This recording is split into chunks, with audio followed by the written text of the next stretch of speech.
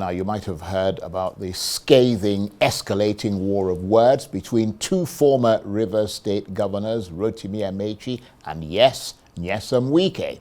These are two very influential politicians in this country, but instead of shaping our world, their loathing of each other has taken center stage and appears to be ratcheting up. In the latest broadside and in the wake of a fierce verbal attack earlier by Mr. Wike, in which he claimed that Mr. Amaechi was hungry only for power, Mr. Amaechi appeared on this program last night to roundly dismiss Mr. Wike as a mere former employee who was beneath him and who was, for all intents and purposes, a child. So how much of all these comments hit the public nerve? Well, let's get the perspectives of our analysts. Hopefully they'll help us understand better what the kerfuffle is all about. And they are Arise News analyst and former chairman of the editorial board of Daily Trust newspaper, Jega, and the current affairs analyst and professor of communications at Bayes University in Abuja, Professor Adeniyi. Gentlemen, thank you very much indeed for coming in. Thank you, Charles. Let me come to you first, Jega. A lot to unpack there. Mr. Amaechi clearly trying to be dismissive of Wike, who he described as a former employee, essentially an underling, or more specifically a child, who he wasn't going to join issues with. What do you make of that? Well, he's not a child because they are almost of the same age. I think I saw birthday greetings for Chief Amaechi recently, 60. And I think Amaechi is slightly older. I mean, Wike is slightly above that. But their political quarrel has been on for a long time, mostly revolving around loyalty or lack of it that time to President Jonathan and his wife, which in the end led to Amaechi joining the NPDP group that left PDP and went over to APC, and they played a critical role in the defeat of the Jonathan presidency in 2015. Whereas Mr. Wike remained firmly in the Jonathan camp. He was Minister of State for Education and even acting Minister of Education at one time, and they anointed him, as we have seen videos where Mrs. Jonathan came and presented him to many of the Rivers elders and anointed him as the governor. So the quarrel has been on since that time. But of course, as Mr. Amaechi said before that, when he was governor, Wike was even his chief of staff, and they were very close and very chummy. But now they have been on different sides, so all the things they are saying are not very surprising. Mr. Amaechi right now is not holding any key position in the political space, whereas Mr. Wike is not only one of the most prominent cabinet ministers, but is also said to be the controlling power in the main opposition party, the PDP. And he appears to have the ear of the president. Well, he certainly has. I mean, you can't be FCT minister if the president doesn't like you very much. And also, from what we can see, he seems to be very important in the 2027 re-election calculations, because apparently the president wants Rivers State, which is one of the largest, the states with one of the biggest electoral votes. And that is why Mr. Wike is so confident and is playing this very difficult game, which has never been done in Nigerian politics as far as I remember. Indeed. And Prof, there seemed to be a lot of subtext and suggestion to what Mr. Amaechi was saying or insinuating. At one point he talked about his decision to make Mr. Wike chief of staff instead of commissioner of finance in order to supervise him. What's your reading of that?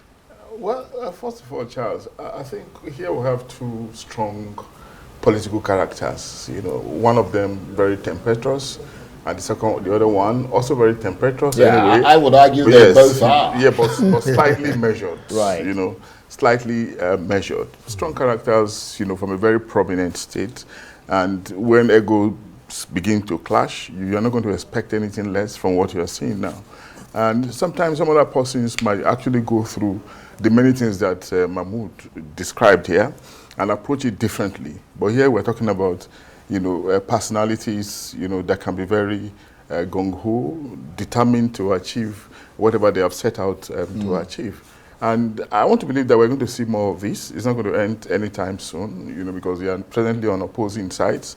And Rivers State is a treasured state. The battle for Rivers will continue. And if it continues, of course, we know who has the greater influence between the two of them now. And the other person, too, is not going to rest on his ass, in trying to assert his influence in that state. Well, I would have wished that these brickbats, these both sides, are actually depersonalized, where they focus on issues and not on their personalities, I would rather wish that, they could probably offend themselves, like the character of politics is, but not hurt themselves, not engage in psychic assault, because remembering that, yes, they are political personalities, but they also have other entities around them. They've got wives, they've got families, they've got children. The damage could go beyond them. Go beyond that. Yeah, so that's a good point. We do not need any kind of elongated, a political difference in the way we saw in the West those days between Awolowo and Akintola. I'm not sure it's really worth it, really, if at the end of the day, the basic objective of political contestation is service to the people. Indeed. Yeah, so that's my immediate take, really. That's a good point. I think it's quite worrying, just coming off the back of what Professor Adeniyi is saying there, that both of them actually come from Rivers State. That could potentially be a flashpoint in terms of them, as you said, being on different sides.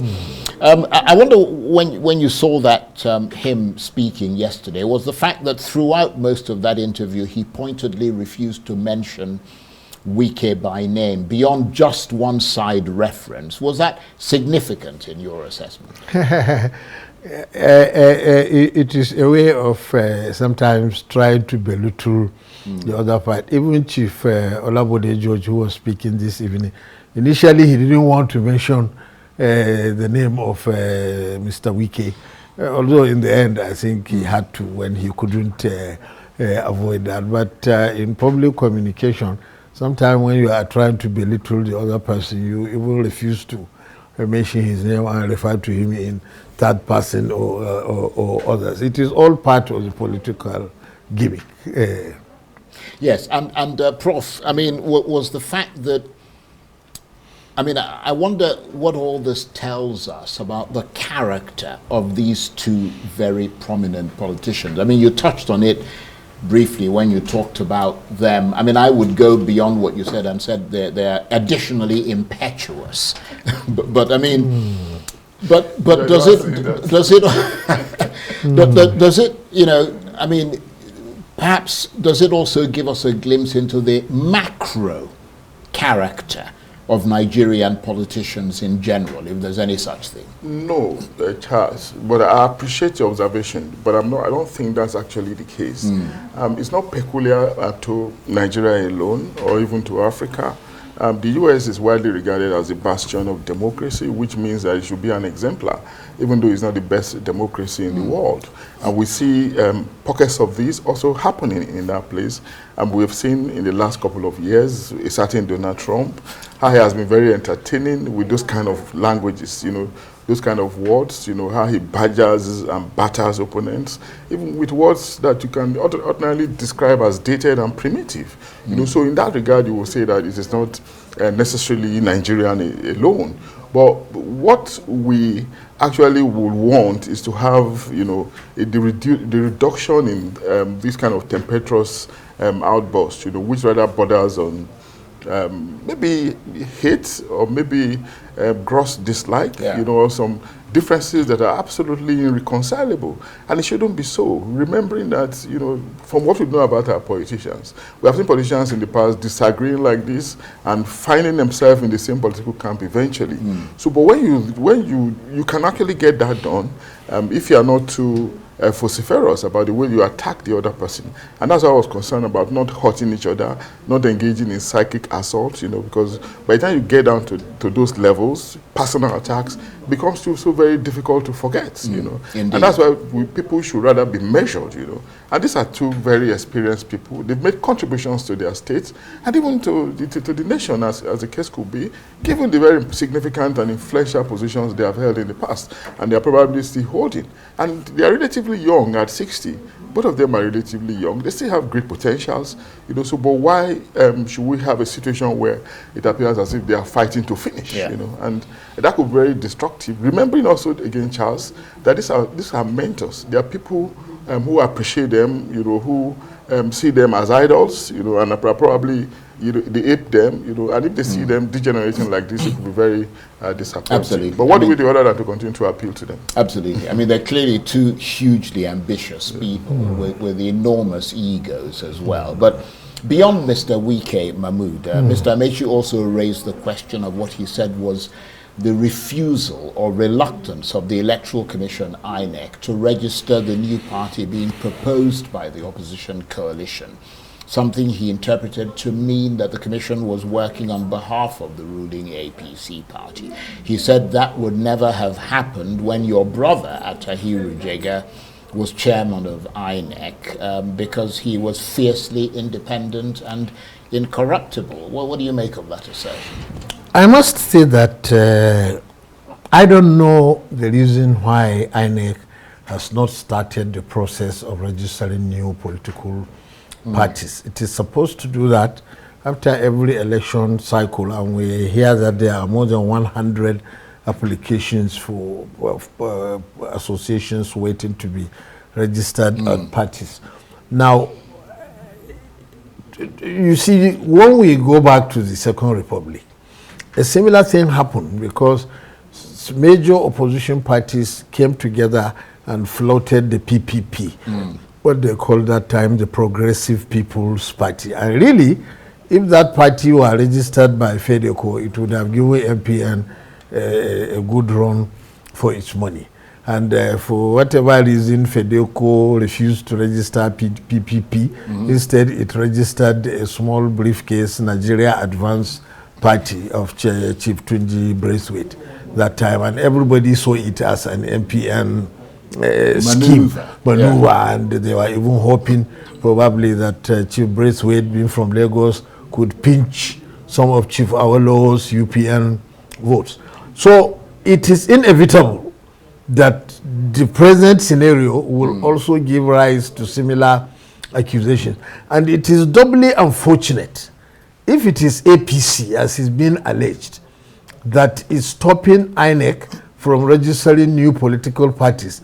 That is ironic and unfortunate because APC itself was registered in the middle of an election cycle in 2013 when 3.5 or 4 parties came together, and that was how it was able to build enough force, and 2 years later was able to upstage PDP and take over the federal government. Now, APC already has many advantages, but it should not, if it is the one that is making this maneuver, honestly, it should not go that low, because it will be a serious blotch on its democratic credentials, if it is the one that is making that maneuver. And INEC should clear its name, honestly, by starting the process of registering parties. Already the time is tight because there is less than 2 years to the next election now, and they need time to come together. Absolutely. Well, let's move away from that and talk about the shadow government of Pat Utomi. A court has been urged to restrain Mr. Utomi and his associates from engaging in rallies. And of course, the DSS, the Department of State Services, is the one that's actually taken Professor Pat Utomi to court, and it's all swirling around this issue of calling a shadow government. Well, what are your thoughts on that?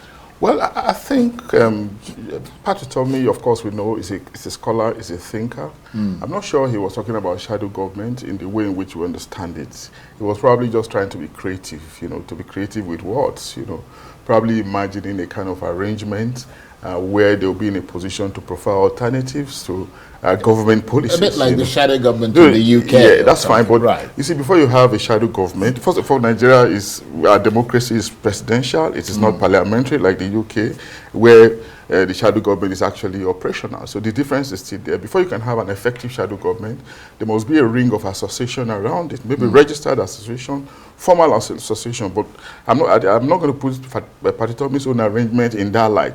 So to that extent, it may not be in that mold that he was trying to imagine it. He was maybe talking in the realm of ideas, trying to be creative with it. So, but government also coming in through the DSS to rein in on him may not be also wrong in the way they have done it, because in the past they will probably have resorted to some other method, maybe arrest, taking him away. We've got about 20 seconds. Yeah, detaining him without trial, a lot of that. But they have chosen the civil route, taking him to court or maybe charging him before the courts of law, which is what we've been talking about really. Due process can be very, very important. Yeah, this back and forth will continue, but the important thing is that, there should be moderation on both sides, so that we can have some kind of understanding, and it should not necessarily degenerate, as the case could be. Mahmood Jega, your thoughts on that? I think so too, that the government need not overreact. It is true that shadow government is normally associated with parliamentary systems of government.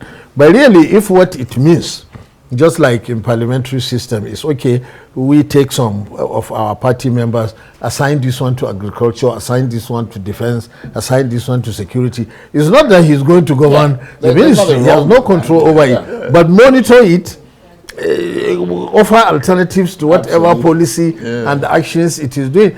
If that is that, I don't think that is dangerous. It doesn't look to me reasonable.